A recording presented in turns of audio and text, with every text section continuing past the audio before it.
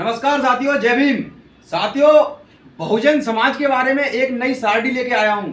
आप लोग कहते हैं ना कि बहुजन समाज की पार्टियां क्यों नहीं जीतती हैं, क्यों सांसद विधायक नहीं बन पाते हैं। इसका कारण है आप लोगों की बेवकूफ़ी बना। और आप लोगों का सबसे बड़ा बेवकूफ कौन होता है, आइए हम आपको इधर ब्लैक बोर्ड पे दिखाते हैं।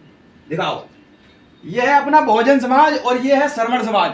अब श्रमण समाज 15-20% है और बहुजन समाज 80-85% है। अब 80-85% में कितनी सारी पार्टियां हैं। एक तो हो गई बीएसपी, एक हो गई एसपी, एक हो गई एएसपी और एक हो गई आरएलपी,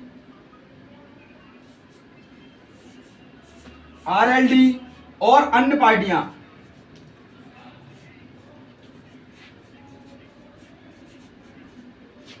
अब इधर इतनी सारी पार्टियां हो गई और इधर दो ही पार्टी है सिर्फ मुकाबला करने के लिए, बीजेपी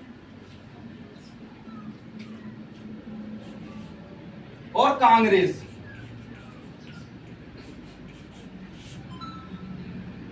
इधर दो पार्टी हैं और इधर काफी सारी अन्य पार्टियां हैं।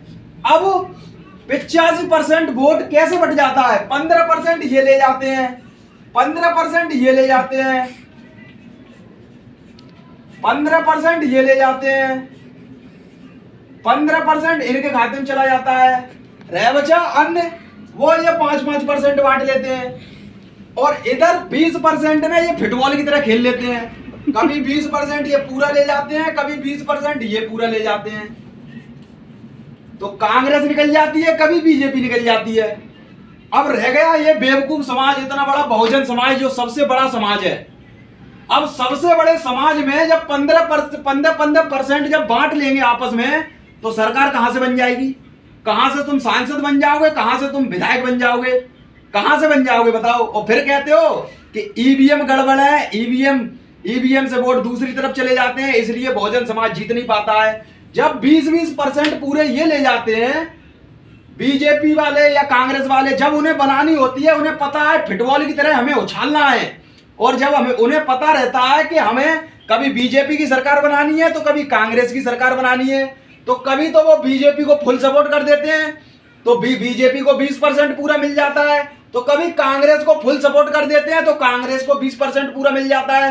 तो फिर बहुजन समाज को जो 15-15%, 5-5% मिलता है, तो ये पार्टियां कैसे जीत जाएंगी। और कहां से ये सांसद विधायक बना लेंगे और कहां से ये अपनी सरकार बना लेंगे। और ये इकट्ठा अगर बहुजन समाज पूरा हो जाए, अगर ये इकट्ठा पूरा हो जाए, तो ये 20% की मजाल है जो इस 85% को तोड़ सके।